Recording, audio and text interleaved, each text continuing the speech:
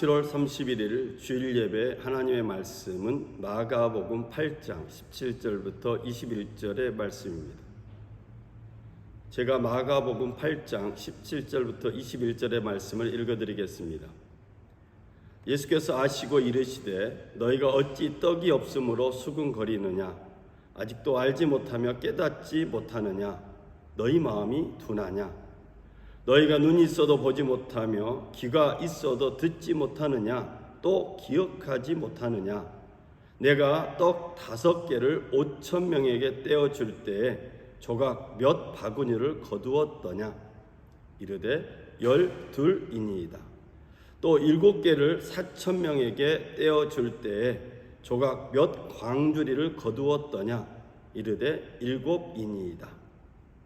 이르시되 아직도 깨닫지 못하느냐 하시니라. 아멘. 탐욕을 버려야 깨닫는다, 이런 제목으로 말씀을 나누겠습니다. 2018년도에 커크 윌리스 존슨이라는 사람이 깃털 도둑이라는 책을 썼습니다. 고고학이라는 학문의 존재 가치와 아름다움을 대하는 진정한 태도에 대해서 소설이 아닌 실화를 바탕으로 쓴 범죄 다큐멘터리 에세이였습니다.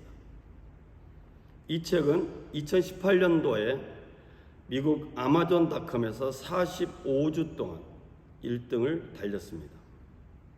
내용을 보면 2009년 6월 23일 여름밤 영국 자연사 박물관에 어떤 소년이 침입했습니다.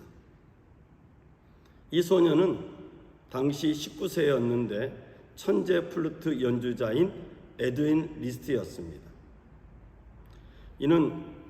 리스트는 299점의 새 가죽을 훔친 것입니다.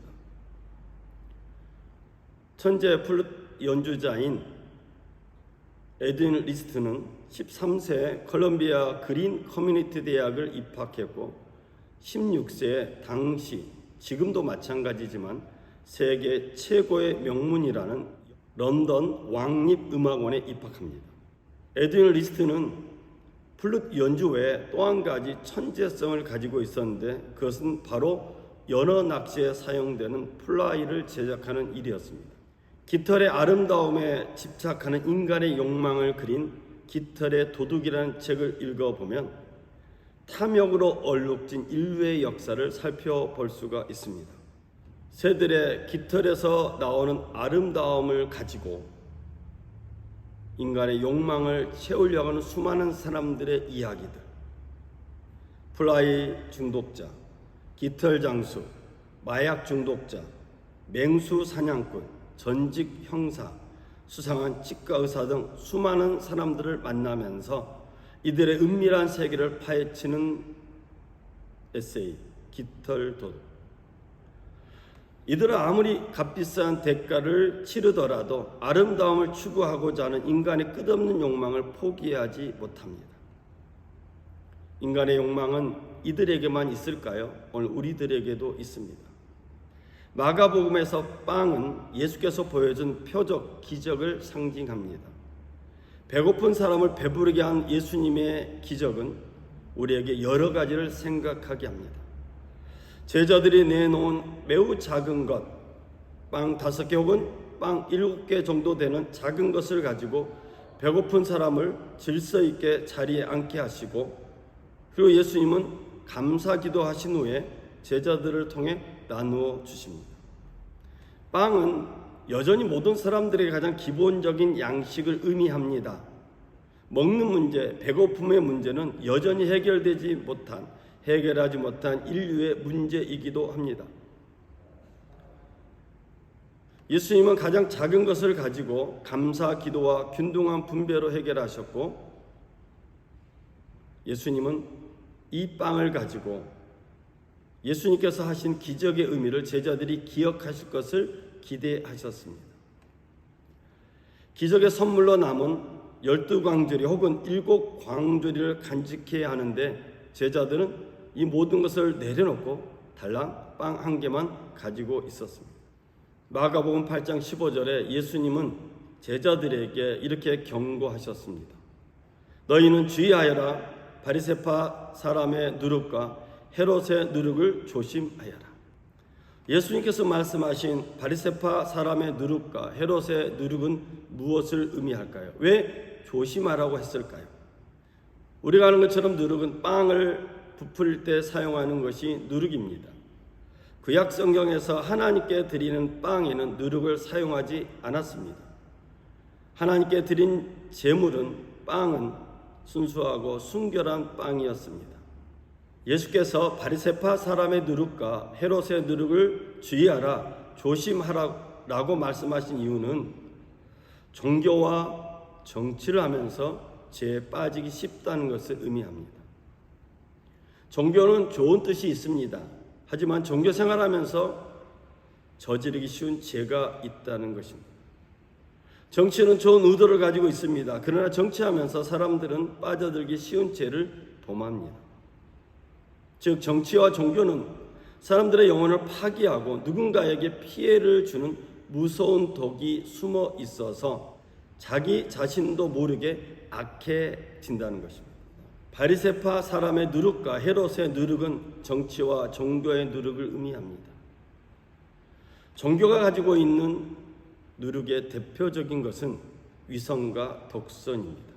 겉으로는 거른 척하지만 속으로는 마치 자기가 하나님인 것처럼 위장하고 있는 것, 이게 위선이고 독선입니다. 현재 우리가 고쳐야 될 것도 위선과 독선이라고 생각을 합니다.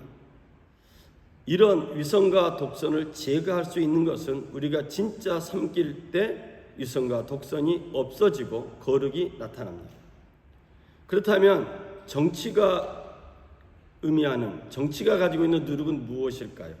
그것은 죄의식 없는 거짓입니다.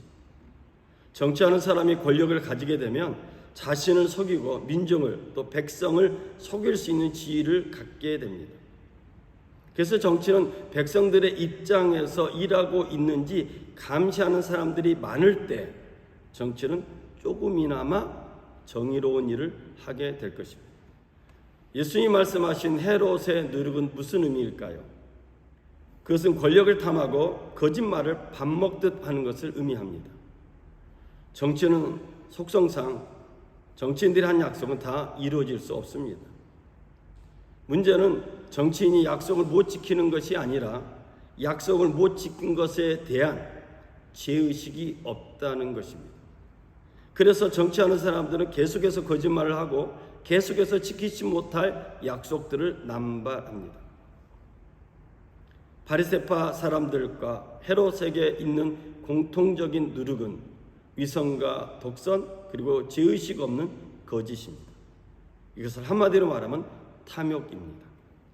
그래서 탐욕은 하나님의 심판의 대상이 됩니다. 탐욕을 불러일으키는 정치, 탐욕을 불러일으키는 경제, 탐욕을 불러일으키는 교육, 탐욕을 불러일으키는 종교, 이 모든 것들은 하나님의 심판의 대상이 됩니다. 탐욕은 우리만 배가 부르면 된다는 생각에서 출발합니다. 또한 탐욕은 공동체 정신을 파괴하고 개인주의를 무조건 중요시하는 데서 시작이 됩니다. 더 나아가서 소수, 즉 가진 사람들의 이익을 보호하고 다수의 고통을 무시하는 것, 이게 탐욕입니다. 심지어 발전과 성장이라는 이름 하에서 사람들을 교묘하게 속이는 것, 탐욕입니다.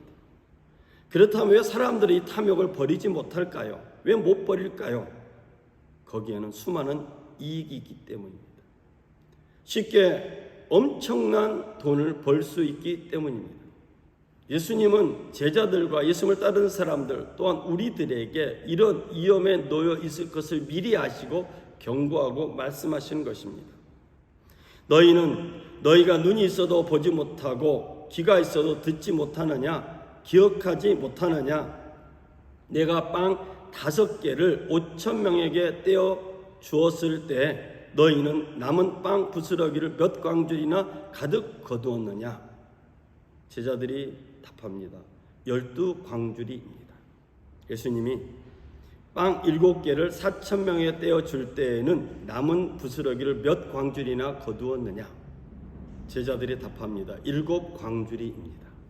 예수님은 우리가 본 마가복음 8장 본문에서 끊임없이 하는 말씀이 있습니다. 너희가 아직도 깨닫지 못하느냐? 빵에 보여진 의미를 아직도 깨닫지 못하느냐? 더 나아가서 나눔의 경제학이 탐욕으로 가득한 세상을 창조 정신, 하나님의 정신으로 회복시킬 수 있다는 것을 너희가 깨닫지 못하느냐? 내가 가지고 있는 것, 우리가 가지고 있는 것, 매우 작은 것, 이 미미한 것을 예수님 앞에 놓았을 때, 내놓을 때 주님께서 역사하신다는 이 깨달음을 너희는 있느냐라고 묻는 것입니다. 여러분, 빵은 영적인 의미와 육적인 의미를 다 포함하고 있습니다. 오늘날 이 세상은 빵의 문제 가지고, 즉 더 많은 빵을 소유하기 위해서, 더 많은 욕심을 채우기 위해서 전쟁하고 있습니다. 그래서 성경은 끊임없이 너희의 탐욕을 버려라 라고 말하고 있습니다. 탐욕을 버리라는 의미에서 예수님께서 오병이어의 기적을 나타낸 것입니다. 야고보 4장 1절 이하에 보면, 무엇 때문에 여러분 가운데 싸움이나 분쟁이 일어납니까?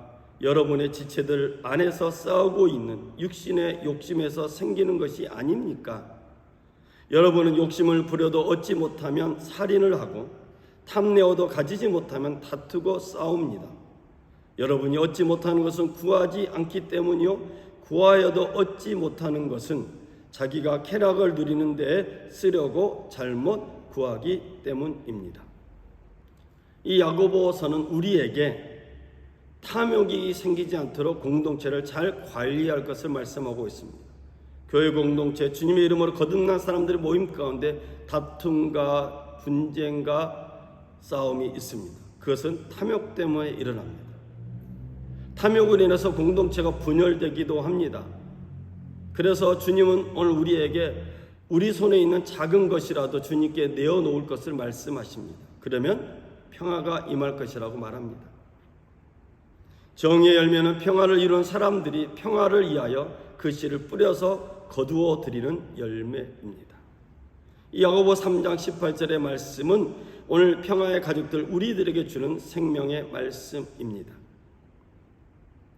하나님의 정의는 하나님 앞에 우리의 탐욕을 내려놓고 우리의 가진 것 떡 5개 혹은 7개 이 미미한 것을 주님께 드릴 때 나눔을 통해서 역사하고 나타나는 것이 평화고 정의가 될 것입니다.